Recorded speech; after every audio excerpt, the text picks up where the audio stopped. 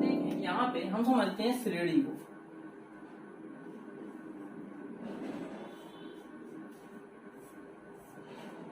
तो श्रेणी की बात करें तो श्रेणी हमारे पास तीन तरह की होती है। पहली होती है हमारे पास समांतर श्रेणी, दूसरी हमारे पास होती है गुणोत्तर श्रेणी, तीसरी हमारे पास होती है हरात्मक श्रेणी।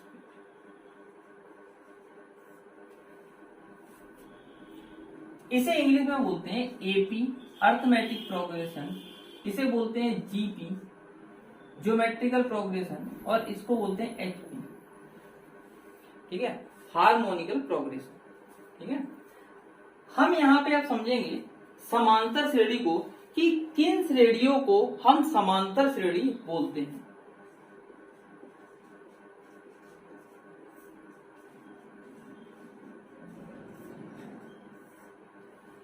कोई ऐसी श्रेणी, कोई ऐसी सीरीज जिसमें उससे जो पहले वाला नंबर है, टर्म है, उसको अगर हम माइनस करें तो एक निश्चित मान आना चाहिए, यानी कि निश्चित अंतर।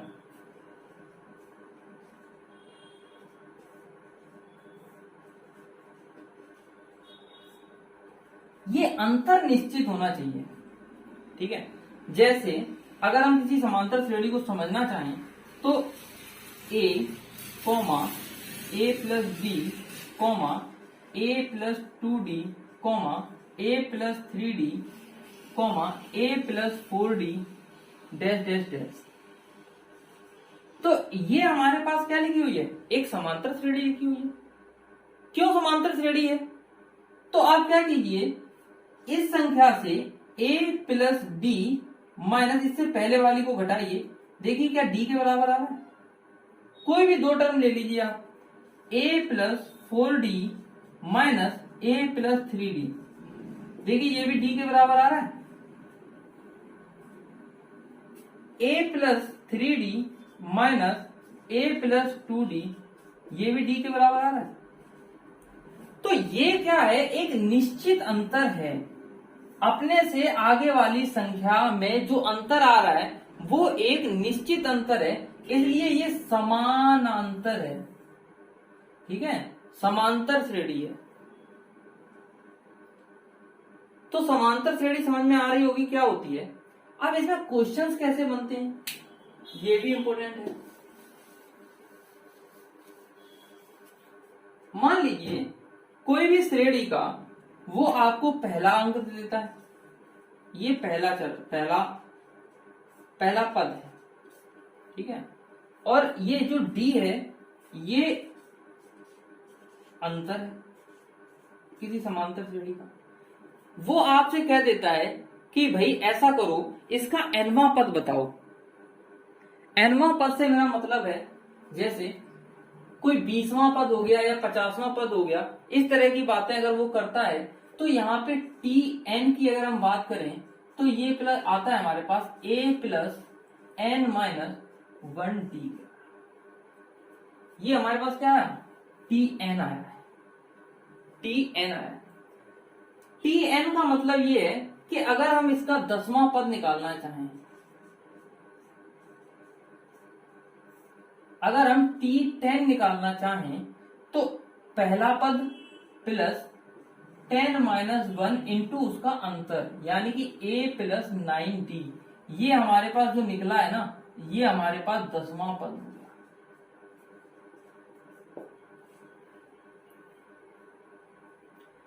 क्या मेरी बात समझ में आ रही है?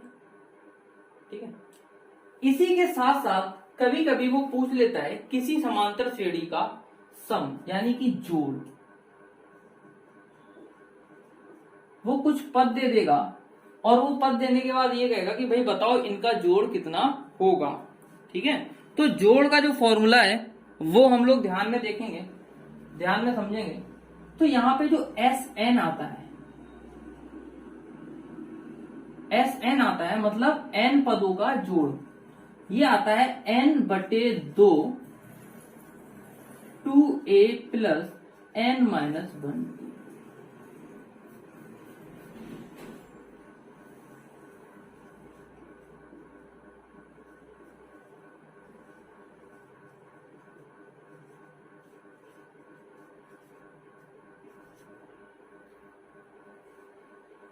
ठीक है, तो ये जोड़ है। यहां n क्या है, पदों की संख्या है।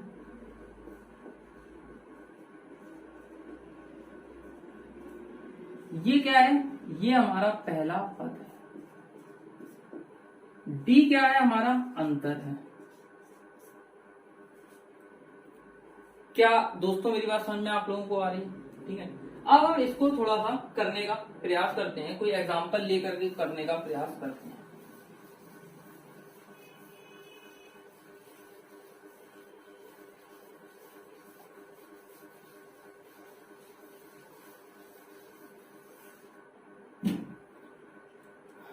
अगर हम बात करें किसी श्रेणी की, किसी समांतर श्रेणी की, तो 2, 5, 8,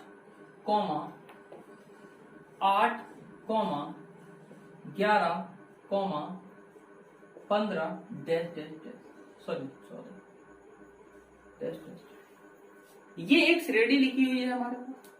ठीक है, वो कह देता है आपसे इसका 12वां पद ज्ञात करो, 12वां पद ज्ञात,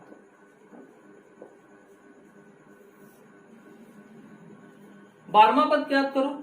ठीक है, और बोल देता है 12वें पद तक के अंकों का जोड़ भी ज्ञात करो। ठीक है, तो यहां पर हम देखें, अगर हमें पहला पद जो दे रखा है वो a बराबर 2 है, और अगर हम d की बात करें तो d में कोई भी दो पद लीजिए, आगे और पीछे के, और उसमें से आप आगे से पीछे वाले को माइनस कर दो। यानी कि अगर हम सपोज 8 माइनस 5 कर दें तो हमारे पास 3 आएगा, और ये 3 जो होगा वो सभी में निश्चित ही होगा। अगर हम 14 से 11 को घटाएं तो भी 3 ही आएगा, यानी कि ये निश्चित अंतर है, इसीलिए ये समांतर श्रेणी है। अगर ये अंतर निश्चित नहीं होता तो ये हमारे पास समांतर श्रेणी होती ही नहीं। ठीक है, तो मेरी बात आप लोगों को समझ में आ गई होगी कि समांतर श्रेणी कब होगी कब नहीं होगी।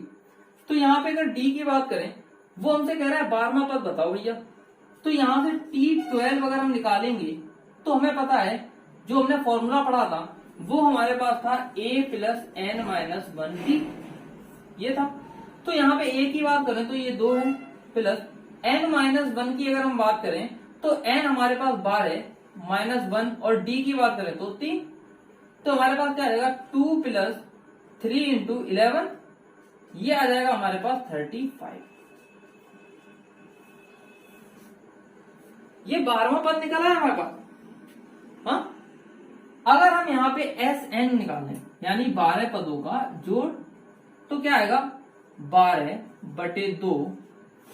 2a की बात करें तो 2a, ये फॉर्मूला था हमारे पास, n/2 2a plus n minus 1t, ये तो फॉर्मूला था हमारे पास, n/2 2a plus n minus 1t। यहां पे हम S12 निकाल लें, 12/2, 2a की बात करें तो 2 इंटू 2 प्लस n कितना होगा 12 माइनस 1, और d की बात करें तो d हमारे पास 3 के बराबर है। क्या मेरी बात समझ में आ रही है?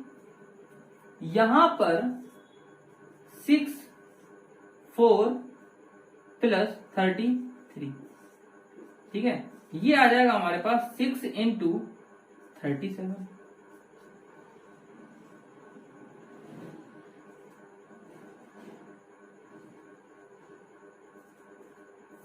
ये आ रहा है हमारे पास।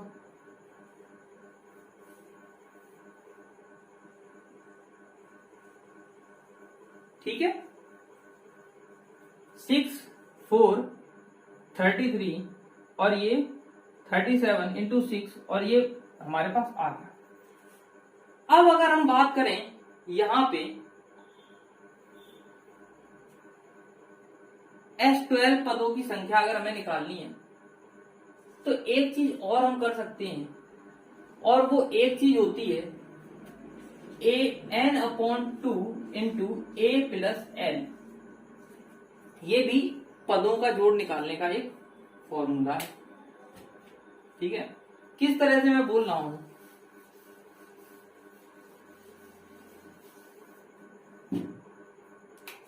एस एन बराबर N upon to A plus L. ये हमारे पास है पहला पद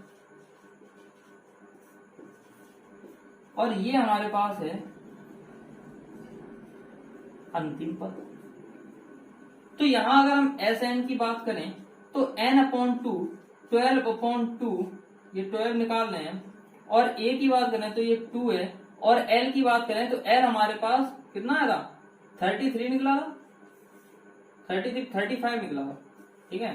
तो 35, तो 6 इंटू 37, यहां से भी कितना आएगा 2 2 2।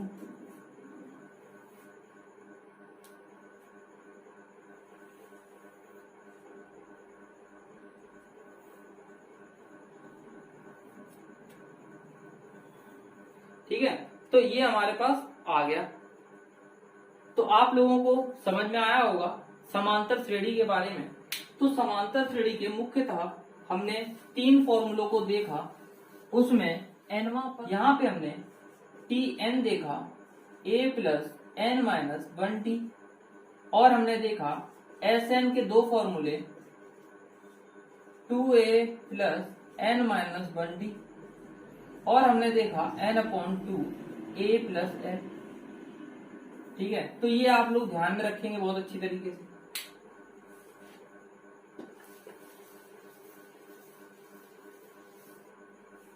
इसके बाद हम बात करते हैं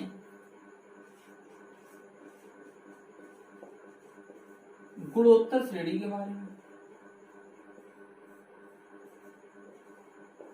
ज्योमेट्रिकल प्रोग्रेशन के बारे में। तो ज्योमेट्रिकल प्रोग्रेशन हमें किस तरह से दिखाई देती है, ये चीज समझने वाली है। A comma A R comma A R square comma A R cube dash dash dash, इस तरह से दिखाई देती है हमें हार्मोन ज्योमेट्रिकल प्रोग्रेशन। ठीक है,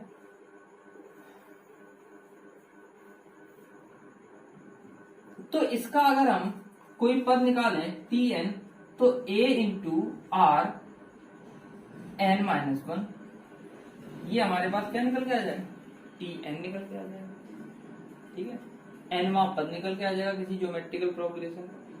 अगर हम एस एन यानी कि इसके एन पदों के जोड़ की बात करें, तो इसके एन पदों को जोड़ के लिए हमें 2 तरह की चीजें देखने को मिलती हैं। अगर r की हम बात करें तो एस एन बराबर a r की power n minus 1 upon r minus 1, ये हमारे पास एस एन होता है। एस एन हमारे पास ये कब होगा, जब r हमारे पास 1 से बड़ा है, तो ये फॉर्मूला काम कर जाएगा। लेकिन अगर किसी ज्योमेट्रिकल प्रोग्रेशन में 1 0.2 टाइप की अगर दी हुई तो यहाँ गड़बड़ हो जाएगा भैया। अगर यहाँ पे हम 0.2 माइनस 1 करेंगे तो ये माइनस का 0.8 निकल के आएगा, कोई दिक्कत नहीं है भाई। नीचे से भी माइनस ऊपर से भी माइनस, दोनों से कॉमन ले लो। तो जब दोनों से तुम कॉमन लोगे तो यहाँ पे एस एन की जो वैल्यू निकल के आएगी वो आएगी a 1 minus r n upon 1 minus r. यहाँ पे क्या है, r is less than 1, very easy. तो यहाँ पे टीएन भी समझ में आ गया, एसएन किस तरह से निकलता है किसी ज्योमेट्रिकल प्रोग्रेशन का, तो वो भी समझ में आ गया।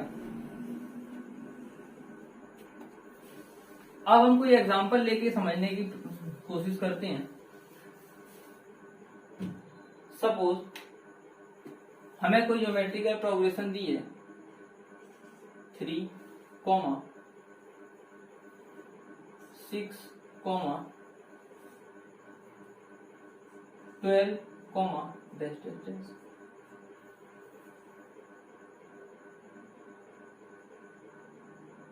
सॉरी 6 और 12, ठीक है लिखा। ठीक है, अगर यहाँ पे भी हम समझना चाहें तो ए को इसको हमें अभी तो ये दिख नहीं रही ना भैया जीपी है, ये हमें दिख ही नहीं रही जीपी है, हम कैसे कहते हैं ये जीपी है। तो यहाँ पे क्या होगा 3 into 2 3 into 2 square dash dash dash. अब दिखने लगा भैया, ये A comma A R square comma इस तरह की कुछ लिखा हुआ है। क्या मेरी बात समझ में आ रही? तो यहाँ पे a बराबर 3 और r बराबर 2 में दिखाई दे रहा है। तो यहाँ पे हम जो भी निकालना चाहें, tn निकालना चाहें, sn निकालना चाहें, वो सब हम फॉर्मूले से निकाल सकते हैं। ठीक है, मैं आगे लेक्चर जो बनाऊंगा उसमें कुछ क्वेश्चंस कराऊंगा। ठीक है, ये क्वेश्चंस अभी कॉन्सेप्चुअल बना रहा हूं। इस लेक्चर में मैं कॉन्सेप्ट बता रहा हूं कि किस तरह से सवालों को आप देख सकते हैं, समझ सकते हैं। ठीक है, तो जीपी और एचपी हमें देखना आना चाहिए। ये जीपी लिखी हुई है और ये हमारे पास एचपी लिखी हुई है। अगर हम हरात्मक श्रेणी की बात करें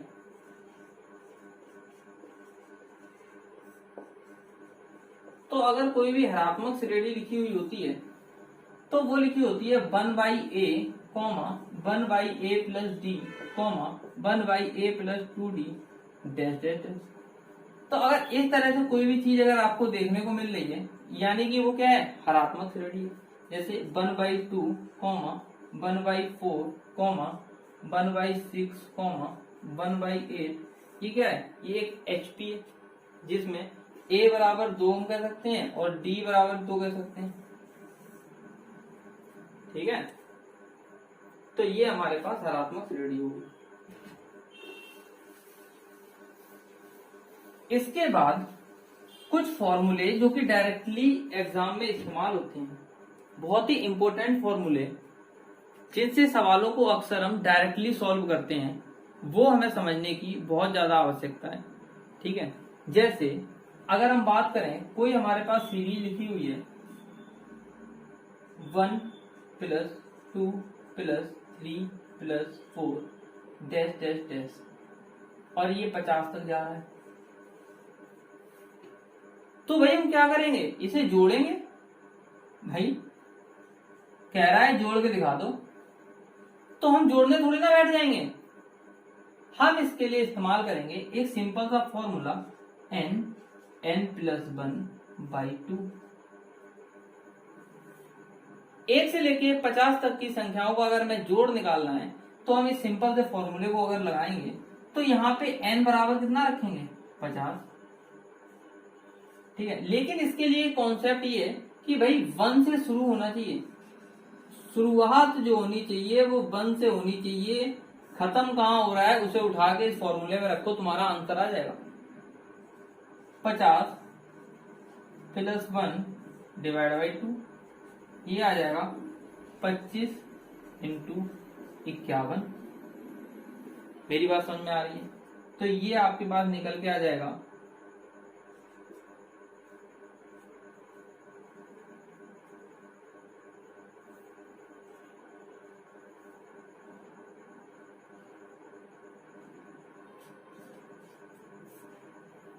ठीक है, तो ये निकल के हमारे पास आएगा। ध्यान में रखने वाली चीज है। ठीक,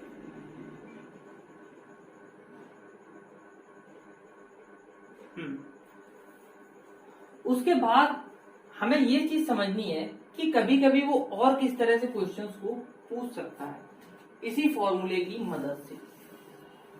हमने कहा कि भाई शुरुआत 1 से होनी चाहिए, उसने कहा नहीं, हमें इस तरह से नहीं करना। हमें बताओ कि 50 से 100 तक की संख्याओं का जोड़।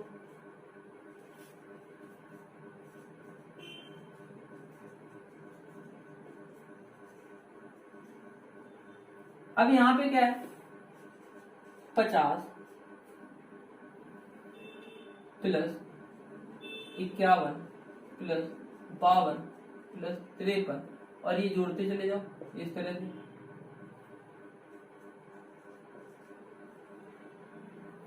ठीक है, तो यहां पे अगर हम बात करें किस तरह से हमें ये फाइंड आउट करना है और इस फॉर्मूले का इस्तेमाल हमें किस तरह से करना है, n + 1/2 फॉर्मूले का, तो 1 से लेकर के 100 तक की संख्याओं का जोड़ हम पता कर सकते हैं कितना। इस फॉर्मूले में रखेंगे तो हमारे पास आएगा 100, 100 प्लस 1 डिवाइड बाई 2। ये 100 तक का पता चलेगा कि नहीं चलेगा? यहां बीच में कहीं पे आया होगा 49 प्लस 50 डैश डैश डैश। अब हमें 50 तक की संख्या, 50 से लेकर 100 तक की संख्याओं का जोड़ निकालना है। तो क्या करें, ये हमने पूरा निकाला, इसमें से इतना घटा दें, -1 plus 2 plus dash dash dash 49। ये कर दें, हमारा काम हो जाएगा कि नहीं हो जाएगा? तो 100 plus 1 by 2 minus 49 into 49 plus 1 divide by 2। क्या मेरी बात समझ में आ रही है? इसको हम सॉल्व कर लेंगे, हमारा आंसर आ जाएगा। आसान सी बात है, ठीक है। कैलकुलेशन तो हम कर ही लेंगे, कॉन्सेप्ट हमें पता होना चाहिए तो सवाल आसानी से सॉल्व होगा, ठीक है। तो यहाँ पे कॉन्सेप्ट क्वेश्चन में किस तरह से हमें किस फॉर्मूले का इस्तेमाल करना है, दैट इज वेरी इंपॉर्टेंट। और ये n प्लस 1/2 वाला फॉर्मूला तो बहुत ज्यादा इंपॉर्टेंट है, तो इसको आप बहुत अच्छे से ध्यान में रखें।